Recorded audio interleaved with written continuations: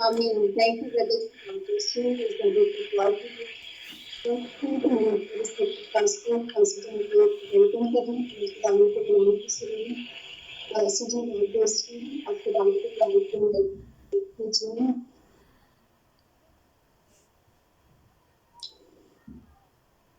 Hello मसीह यीशु में आप सबकी सलामती हो। बहुत शुक्रिया बेटा, खुदावंद आपको बरकत दे। तो इससे पहले पूछूंगा कि मेरी आवाज जो है बिल्कुल ठीक आ रही है आज? जी भाई साहब, आज बहुत ही क्लियर है।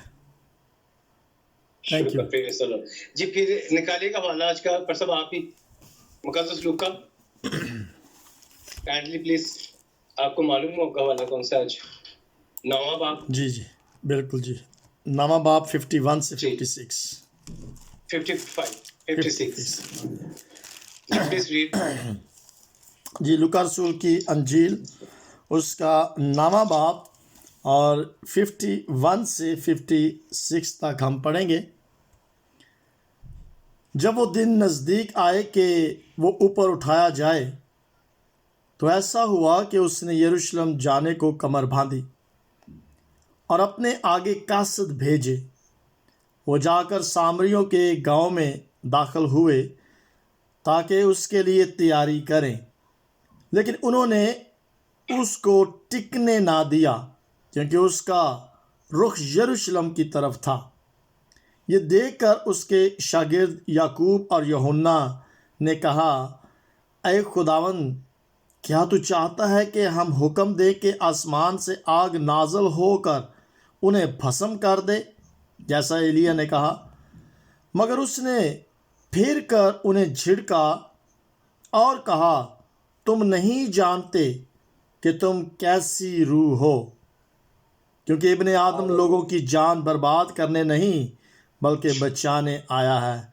फिर वो किसी और गांव में चले गए। खुदा उनके कलाम के पढ़े जान पे बरकत हो। आमीन। बहुत शुक्रिया पर साहब, खुदा आपको बहुत बरकत दीजिए। मसीही जिंदगी जो है वो बहुत ही खूबसूरत और सादा सी जिंदगी है। इसका सादा होने का जो खूबसूरती है, सादगी जो इसकी ये है कि जितने भी मसीही रसूमात है, मसीही काम जो है, वो खुद हमारे यीशु मसीह ने हमें पहले उसका प्रैक्टिकल करके दिखाया कि ये काम ऐसे तुम कर सकते हो। बड़ी खूबसूरती के साथ यीशु मसीह ने हमें एक नमूना दिया खुद वो काम करते हुए। इन तमाम आयात को अभी जब हम मुताला करते हैं तो यहाँ पर भी हमें खुदा में यीशु मसीह एक नमूने के तौर पर नजर आते हैं कि हमारी मसीही जिंदगी किस तरह अवसर होनी चाहिए, हमारी मसीही जिंदगी कैसी गुजरनी चाहिए। यहाँ पर यीशु मसीह यरूशलेम की तरफ अब जा रहे हैं और ईद फसह बिल्कुल नजदीक है। ईद फसह की तैयारियां चल रही हैं और यीशु मसीह ईद फसह के लिए यरूशलेम जा रहे हैं। और यीशु मसीह का यरूशलेम जाना और उससे पहले अपने आगे गांव में लोगों को भेजना, ये बिल्कुल आज के दौर में समझना बहुत ही आसान है। जैसे आप जो अब्रॉड में है, दूसरे ममालिक में है, जब आप पाकिस्तान में आते हैं तो उससे पहले अगर कहीं पर आपने मुनादी करनी है, किसी चर्च में आपने जाना है, तो पहले आप उस इलाके के तमाम पादरी साहिबान से राब्ता करते हैं कि मैं फलां डेट को पाकिस्तान में आऊँगा, और फैसलाबाद में, लाहौर में, मुख्तलिफ शहरों में आप अपने प्रोग्राम को तरतीब देते हैं। बिल्कुल ऐसे ही यीशु मसीह अपने कासिद जो है वो पहले भेजता है, क्योंकि यीशु मसीह अकेले नहीं होते। ख्याल किया जाता है कि यीशु मसीह के साथ 40 से 50 अफराद एट अ टाइम उस ग्रुप में शामिल होते थे। اور آگے بھیجنے کا مطلب یہ ہوتا تھا کہ جا کے جگہ کا ارینج کیا جائے, کھانے پینے کا ارینج کیا جائے, تاکہ جب یسوع مسیح آئے تو لوگوں کو رہنے کی, اٹھنے بیٹھنے کی کوئی تنگی محسوس نہ ہو, کوئی ایسا فیل نہ ہو. یہاں پر بھی ہم دیکھتے ہیں یسوع مسیح پہلے سامریا میں اپنے قاصد بھیجتا ہے, اور سامری لوگ ان قاصدوں کو جواب دے دیتے ہیں کہ ہم مسیح کو اپنے علاقے میں ٹھہرنے نہیں دیں گے. تھوڑا سا سامریوں کا دیکھنا یہاں پر اہم ہوگا کہ ہم دیکھیں یہ سامری لوگ ہیں کون. ممکن ہے کہ ہم سب اس بات سے واقف ہیں, یہ سامری لوگ جو ہیں ان کی ابتدا جو ہے یہ تقریباً 721 722 یا 720 کے قبل المسیح کے نزدیک ان کی ابتدا ہوئی, جب اسور نے سامریا پر حملہ کیا, اسرائیل پر حملہ کیا جب, تو اس وقت کے بادشاہ نے, جس کا نام سارگون دون ہے, اس نے سامریوں کو فتح کرنے کے بعد اس نے یہ کام کیا جو اس سے پہلے ایک بادشاہ جو اسوری سلطنت کا جدید اسوری سلطنت کا بانی مانا جاتا ہے, پلاسر سوم اس کا نام ہے, اس کا عہد حکومت 745 سے 727 قبل از مسیح ہے, اور اس کے بعد پھر یہ سارگون دوم جو ہے یہ بادشاہ بنتا ہے اور سامریا کو فتح کرتا ہے 721 میں. اور اس بادشاہ کا یہ میتھڈ تھا کہ بغاوت حکومت کے خلاف نہ ہو. اس کا فارمولا اس نے یہ رکھا تھا کہ جس علاقے کو وہ فتح کرتے تھے وہاں سے آدھے افراد وہ لے جاتے تھے اور دوسری آبادی جو اور علاقے انہوں نے فتح کیے ہوتے تھے وہاں کے لوگوں کو لا کر ان کے ساتھ آباد کر دیتے تھے. مخلوط قسم کی آبادی جو ہے وہ وہاں پر رکھتے تھے تاکہ یہ ایک نہ ہو سکے اور تاکہ حکومت کے خلاف بھی یہ بغاوت کے لیے جمع نہ ہو سکے. سامریا میں بھی انہوں نے ایسا ہی کیا. سامریا میں فتح کرنے کے بعد یہ بادشاہ سارگون جو ہے لکھتا ہے کہ میں نے اپنی سلطنت کے پہلے سال میں سامریا کو محاصرہ کیا اور فتح کر لیا.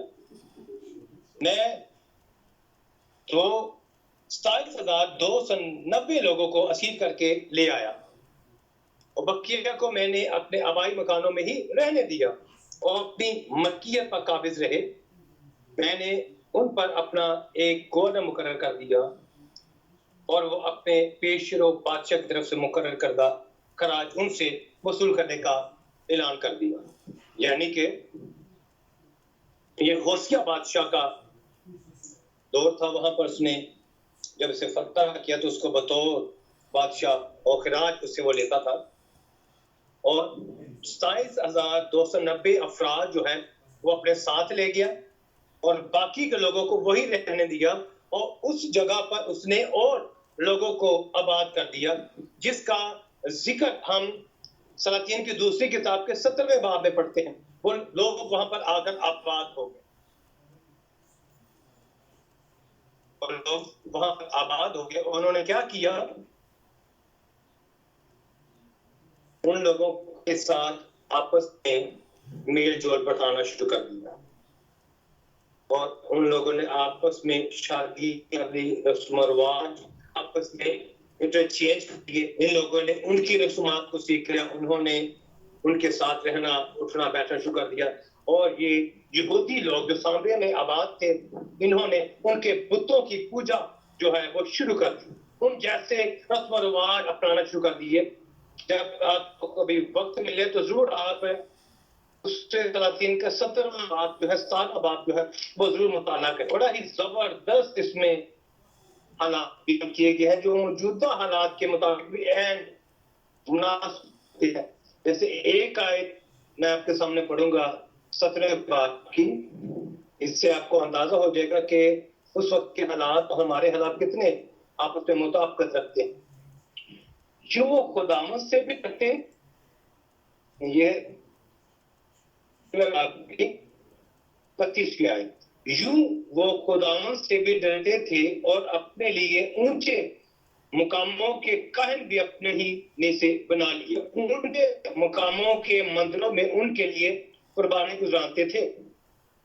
تو وہ خداوند سے بھی ڈرتے تھے اور اپنی قوموں کے دستور کے مطابق جن میں سے وہ نکال لیے گئے تھے اپنے دیوتا کی پرستش بھی کرتے تھے.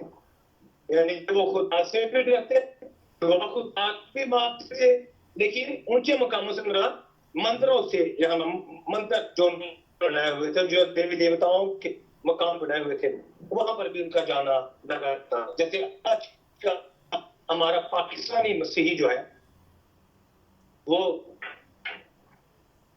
کی بھی پسند،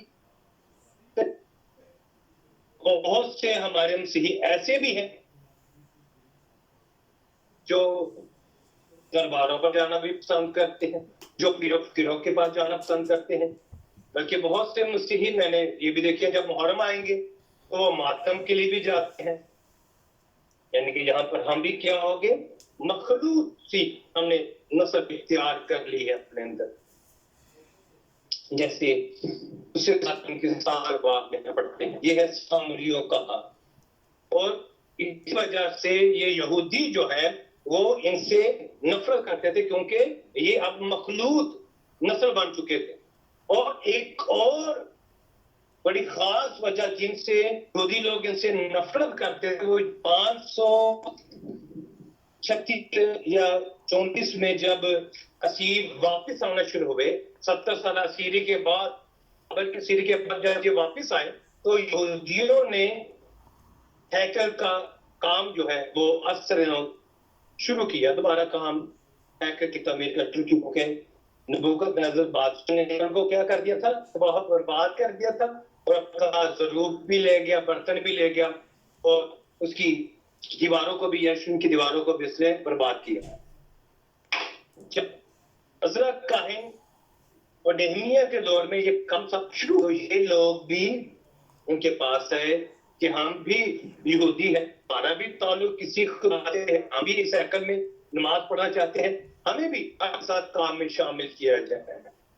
لیکن عزرا کاہن نے اور اس وقت کے سرداروں نے، نہمیہ نے ان کو اپنے ساتھ شامل کرنے سے انکار کر دیا. اور اس بغاوت کی وجہ سے کیا ہوا، یہ سامری لوگوں نے اپنے آپ کو پھر الگ کر دیا. نہ صرف ایسا الگ کیا بلکہ انہوں نے اپنی توریت بھی الگ کر لی، اپنی کتاب بھی، مقدس کتاب بھی انہوں نے الگ کر لی.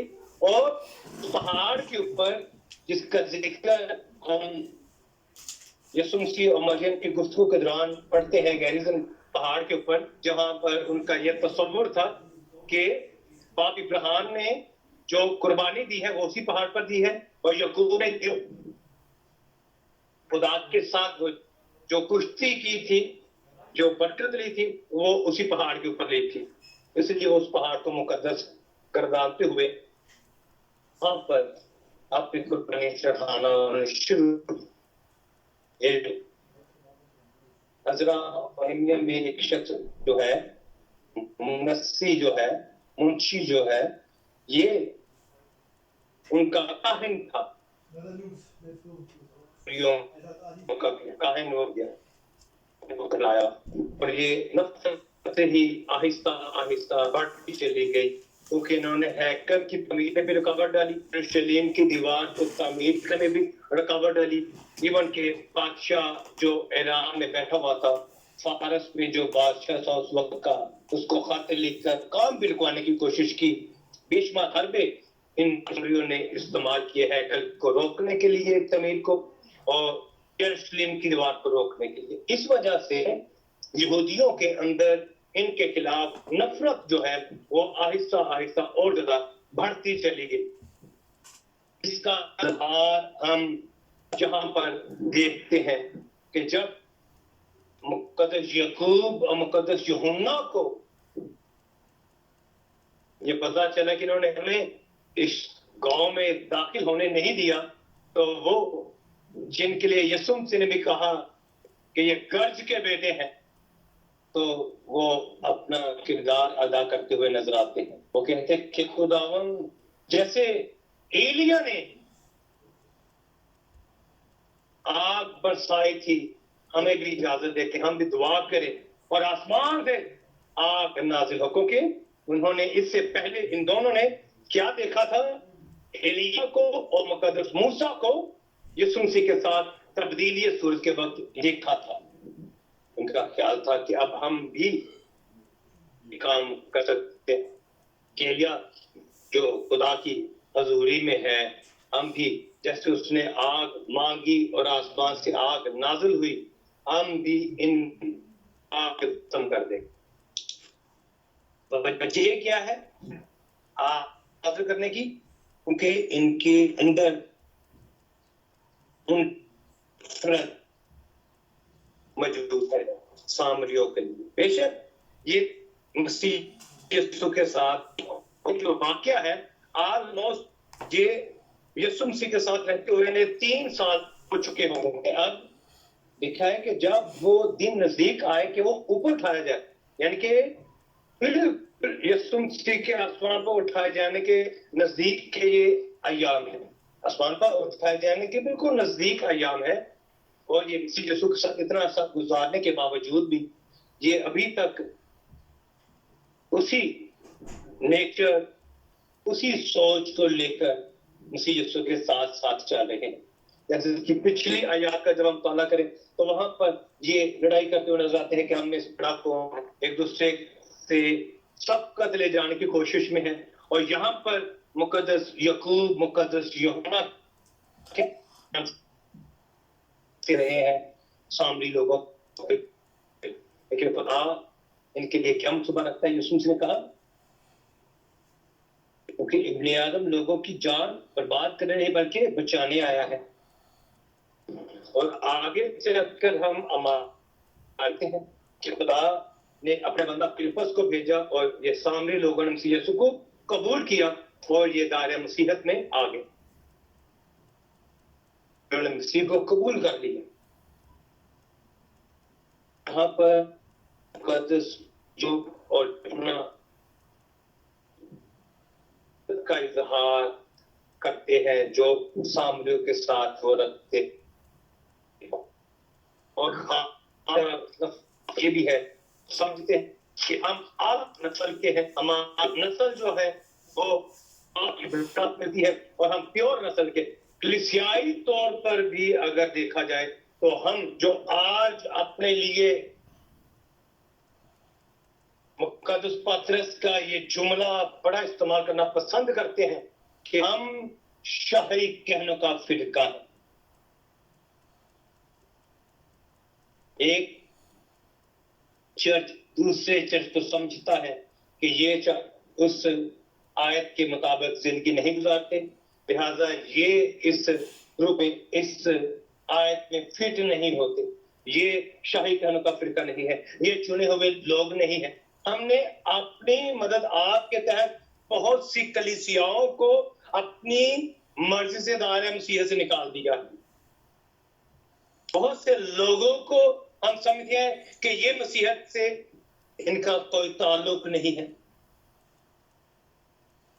ہم لوگوں کو اپنی مرضی سے شامل کرنا اور اپنی مرضی سے نکالنا پسند کرتے ہیں. جیسے مقدس یعقوب اور مقدس یوحنا یہاں پر سامریوں کو تباہ کرنے کے لیے، نیست و نابود کرنے کے لیے، بھسم کرنے کے لیے تیار ہے. ہم بھی بہت سے لوگوں کو بھسم کرنے کے لیے ہر وقت تیار رہتے ہیں. تو یہ ساری دنیا تباہ و برباد ہو جائے، یہ مر جائے، ہم اکیلے ہی کیا کریں؟ آسمان کو اٹھائے جائیں. تو میں ہی اکیلا آسمان پر اٹھایا جاؤں گا، باقی دوسرا کوئی بھی آسمان پر اٹھایا نہیں جائے گا.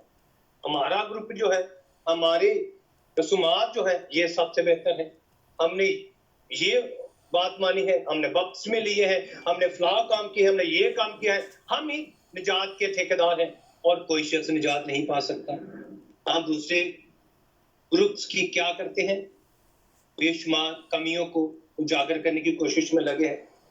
اپنی زندگی کو ہم نہیں دیکھتے, ہم دوسروں کو دیکھنے کی کوشش کرتے ہیں کہ دوسرا جو ہے وہ کم تر ہے, ہم اعلیٰ ظرف لوگ ہیں. جیسے وہ شخص جو دعا کر رہا تھا اور اس کے ساتھ ایک مسئول لینے والا بیٹھا ہوا تھا, اور وہ جو بڑا پارسا شخص تھا, روزے رکھتا ہوں, میں یقیاں دیتا ہوں, میں یہ کرتا ہوں, وہ خدا کو اپنی نیکیاں گنوانا شروع کر دیتا ہے. مسئول لینے والا گناہگار شخص بیٹھا ہے, وہ خدا کی حضور میں اپنے آپ کو انڈیلتا ہے کہ میں گناہگار, میں تو صلاحیت نہیں کہ اپنی آنکھیں آسمان کی طرف اٹھا سکوں. ایسے ہی ہم بھی بے شمار جگہوں پر فزیکلی خوبصورتی کو کرنا زیادہ پسند کرتے ہیں. فزیکل خوبصورتی سے مراد میری یہ ہے کہ ہم نے جسمانی طور پر یہ 2-3 کام جو ہے یہ ہم نے چھوڑ دیے ہیں. ہم سگریٹ نہیں پیتے, ہم شراب نہیں پیتے, ہم یہ نہیں کرتے, ہم یہ نہیں کرتے. جو فزیکل نظر آنے والی چیزیں ہیں, بظاہر نظر آنے والی چیزیں, ہم وہ لوگوں کو گنوا کر اپنے آپ کو اسپرچل ثابت کرنے کی کوشش میں لگے ہوئے. لیکن ان کی مانند ہم لوگوں کے لیے آگ مانگنے کے لیے ہر وقت تیار رہتے ہیں, سامریوں کے لیے آگ مانگنے کے لیے تیار, جو ہمارے ارد گرد کی ہمارے بہن اور بھائی ہیں, ہم ان کے لیے بھی آگ مانگنے کے لیے تیار رہتے ہیں. ایسے ہم شخصی طور پر بھی, نہ صرف اجتماعی طور پر بلکہ شخصی طور پر بھی ہماری کنڈیشن یہ ہوتی ہے کہ ہم دوسروں کو کیا کریں, نیچا دکھا سکیں. ہمیں جو یسوع مسیح نے کہا ہے کہ تم کیسی روکے ہو تم نہیں جانتے. ہاں, حقیقت میں ہم آج تک اپنے اس روح سے جو یسوع مسیح نے ہمیں سونپی ہوئی ہے, ہم اس سے ناواقف ہیں. ہمیں معافی کی روح عطا کی گئی ہے, معاف کرنے کی روح ہمیں عطا کی گئی ہے, محبت کی روح عطا کی گئی ہے.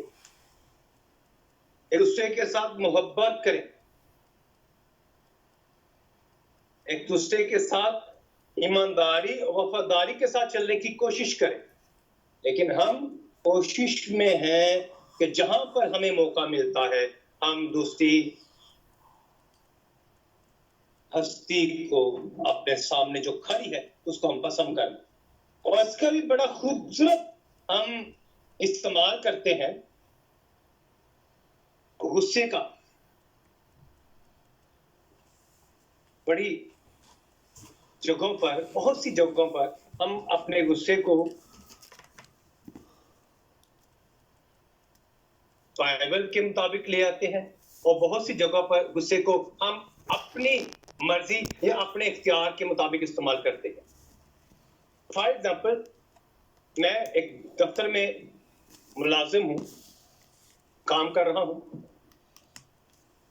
تو میرا باس میرے اوپر جب بولے گا کہ تم نے یہ کام وقت پر نہیں کیا, تم وقت پر آفس نہیں آ رہے, تو میں وہاں پر خاموش رہوں گا, وہاں پر میں کچھ بھی نہیں کہوں گا. لیکن جیسے ہی میں اپنے متحد کے ساتھ بات کروں گا تو میں وہ سارا غصہ اس کے اوپر نکال دوں گا, وہاں پر میں برداشت کروں گا. یعنی کہ طاقتور کے سامنے میں کیا کروں گا, جو یسوع مسیح کی تعلیم ہے. یہاں پر ہمارے عام معاشرے میں بھی ہم نے دیکھا ہے کہ جو ہم سے طاقتور ہے اس کے سامنے ہم اس آیت کا استعمال کریں گے کہ اگر تیری ایک گان پر تماچا مارے تو دوسرا بھی اس کی طرف پھیر دے. وہاں پر ہمیں یہ آیت بڑی اچھی لگتی ہے جہاں پر ہمارا بس نہیں چلتا. کہ جیسے ہی ہماری فساد کے مطابق ہمارے سے نیچے کی جب بات آتی ہے تو وہاں پر ہم اپنے اختیار کا استعمال کرتے ہیں. غصے میں اور گناہ کے درمیان، جیسا مقدس پالوس بیان کرتا ہے، غصہ تو کرو لیکن گناہ نہ کرو. ان دونوں کے درمیان کی جو کنڈیشن ہے، غصہ اور گناہ، ان دونوں کے سینٹر میں ایک چیز آتی ہے اور وہ ہے اختیار. وہ کیا ہے؟ اختیار. کہ میں اپنے اختیار کو کیسے استعمال کرتا ہوں. غصے کو کنٹرول کرنا بھی میرے اختیار میں ہے، اور گناہ اس کے بعد غصے کے بعد گناہ کرنا بھی میرے ہی یہ میرے اپنے اختیار. کہ میں غصہ کروں تو اس کا استعمال کیسے کروں. جیسے یہاں پر ہم دیکھتے ہیں خدا کے کلام میں کہ ان لوگوں نے غصہ کیا اور ساتھ کہ ہمارے غلام یسوع مسیح نے ان کو روکا کہ ایسا نہیں ہو سکتا. تمہارے پاس جو روح ہے وہ کون سی ہے؟ بچانے والی، برباد کرنے والی روح نہیں ہے. لیکن جہاں پر ہمیں محسوس ہوتا ہے کہ میں اپنے اس اختیار کا صحیح طور سے استعمال کر سکتا ہوں، وہاں پر میں معاف نہیں کرتا. مجھے معاف کرنا مشکل لگتا ہے. جیسے ہم اپنے گھر میں جب ہوتے ہیں تو وہاں پر ہم کیا کرتے ہیں؟ ہم اپنے بڑے کی بات کو تو سن کر برداشت کر لیتے ہیں. جیسے ایک بیٹی ہے جو شادی شدہ ہے، جب اس کی ساس اس کو کچھ کہتی ہے تو وہ خاموش ہو جاتی ہے، اس کو الٹا جواب نہیں دیتی. لیکن جیسے ہی اس کے بچے اس کے سامنے آتے ہیں، اگر کوئی وہ بات کرے تو وہ اپنے بچوں کو تھپڑ 2-3 لگا دیتی ہے.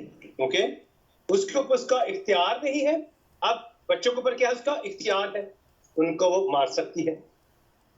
ایسے ہی ہم عام زندگی میں بھی جہاں پر ہمیں اپنے اختیار کا استعمال آسان لگتا ہے، وہاں پر ہم اپنے اختیار کا استعمال کرتے ہوئے فوراً آسمان سے آگ منگوا لیتے ہیں، کیونکہ یہ ہمارے اختیار میں ہے. یہ ہمارے اختیار میں ہے. لیکن جیسے ہی ہمارا اختیار کمزور کہیں پر محسوس ہمیں ہوتا ہے، وہاں پر ہم کیا کرتے ہیں؟ ہم معافی کا درس دینا شروع کر دیتے. لیکن یسوع مسیح نے کہا کہ تم کو کیسی روح ہو، تم کیسی روح کے ہو، کیونکہ ابن آدم لوگوں کی جان برباد کرنے نہیں بلکہ بچانے آیا ہے. ہمیں لوگوں کی جان بچانے کے لیے مسیح یسوع نے بلایا ہے. ہم جیسے مقدسین 3 سال 3.5 سال مسیح یسوع کے ساتھ رہے، لیکن اپنی اس نیچر سے، غصے کی نیچر سے وہ چھٹکارا نہ پا سکے. آج ہم بھی 10-20 سال مسیح یسوع کے ساتھ چلتے ہوئے گزار دیتے ہیں. لیکن جیسے ہی ہمارا غصہ ہم پر ہیوی ہو جاتا ہے، ہم اپنے اختیار کو پیچھے لے آتے ہیں اور اپنے غصے کو آگے لے جاتے ہیں، جس وجہ سے غصہ جو ہے پھر گناہ میں تبدیل ہو جاتا ہے. لیکن جیسے ہم اپنے اختیار کا استعمال کریں، جو روح ہمیں بخشی گئی ہے بچانے والی، جو روح ہمیں معاف کرنے والی بخشی گئی ہے، جب ہم اس کا اختیار استعمال کرتے ہیں کہ جو یسوع مسیح نے ہمیں سکھایا ہے صلیب کے اوپر، اے باپ ان کو معاف کر، کیونکہ یہ نہیں جانتے کہ کیا کرتے ہیں. ہم اس کا استعمال کرنا اپنے ہاتھ میں رکھیں کہ یہ ہمارے اختیار میں ہے. یہ یسوع مسیح نے ہمیں اختیار بخشا، یہ اختیار ہے. ہم اپنے اختیار کو دیکھیں کہ خدا نے ہمیں کیسا اختیار دیا ہے، کیسی روح ہمیں بخشی ہے. ہمارے پاس کیسی روح ہے؟ معاف کرنے والی، محبت کرنے والی روح ہمیں عطا کی. بہت بڑے ہونے کی روح عطا نہیں کی گئی، بلکہ کیا کیا گیا ہے کہ جو تم میں بڑا ہونا چاہے وہ تم میں سب سے چھوٹا بنے. تو آج جیسا کہ ہم مقدس یعقوب اور یوحنا کی زندگی میں سامجوں کے خلاف نفرت کو دیکھتے ہیں، لیکن یسوع مسیح نے انہیں چھڑکا اور کہا کہ تم کو بچانے والی روح بخشی گئی ہے، تم کو معاف کرنے والی روح بخشی گئی ہے، تم کو محبت کی روح بخشی گئی ہے. آئیں ہم سب چند لمحوں کے لیے اپنی اس نیچر کو دیکھیں جو مقدس یعقوب اور مقدس یوحنا کے اندر اور آج میرے اندر، آپ کے اندر موجود ہے، کہ دوسروں کے لیے کیا مانگتے ہیں؟ आग मांगते हैं, पसंद करने वाली तो वो ना मांगे, बल्कि वो मांगे वो रूह जो हमें बख्शा गया है, जिसके हम दावेदार हैं कि खुदा ने हमें रूह बख्शा है कि हम दूसरों को माफ करें, दूसरों से मोहब्बत करें। आए और इस कलाम के सिलसिले से हमें ये रूह जो माफ करने की रूह है, जो बचाने वाली रूह है, इस रूह का इस्तेमाल हमें सिखाए। तो इस कलाम के सिलसिले से हम सबों को बरकत दे। आमीन।